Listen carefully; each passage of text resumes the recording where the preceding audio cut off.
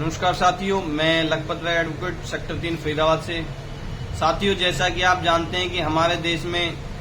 पिछले 36 दिनों से दिल्ली के जंतर मंतर पर अपना विद्यार्थियों के पेपर नीट के पेपर लीक को लेकर एक धरना चल रहा था, जिसमें देश के समाज सेवक सोनम वांगचुक जी मुख्य रूप से भूख हड़ताल पर बैठे हुए थे और जो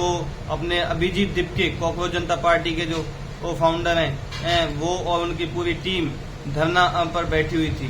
और भारत देश के कोने कोने से आए युवा उस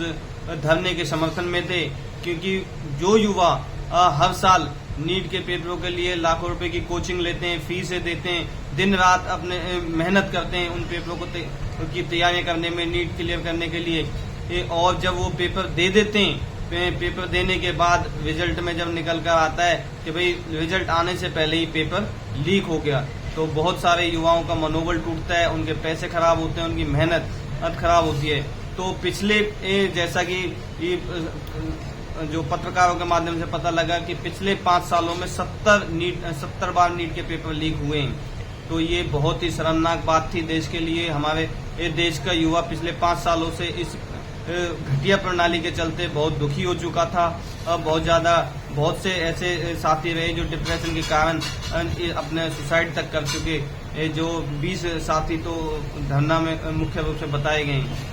तो इस खराब प्रणाली को लेके जो अपने भारत के शिक्षा के जो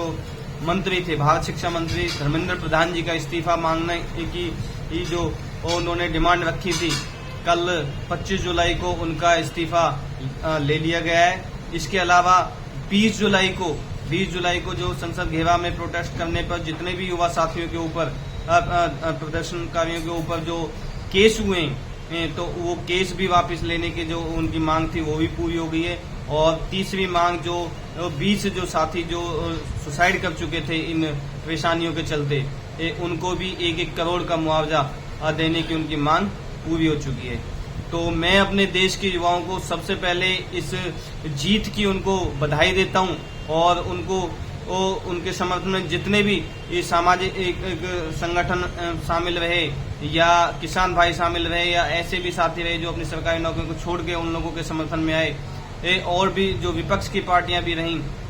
और जो भी लोग अपने सुप्रीम कोर्ट के वकील भाई भी उनके समर्थन में रहे, तो सभी को इस जीत की बहुत बहुत बधाई देता हूं। और अपने देश के युवाओं से ये प्रार्थना करता हूं, ये बताता हूं कि भाई आप में वो शक्ति है कि आप जब चाहें जिसकी सरकार को चाहें बदलने का दम रखते हैं।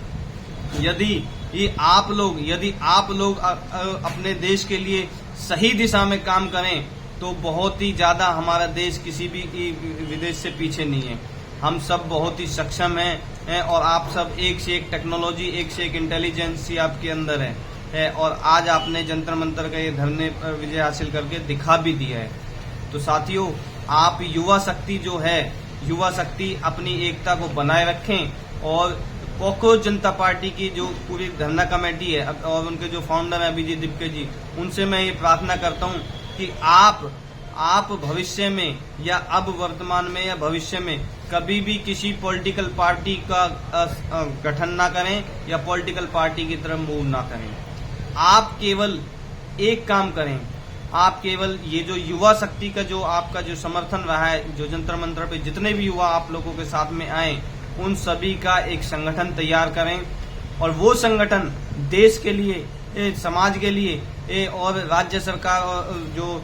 सेंटर की सरकारें, उनको मॉनिटरिंग करने का काम करें। आप स्वयं अपने आप में एक ऐसी ताकत बन के उभरें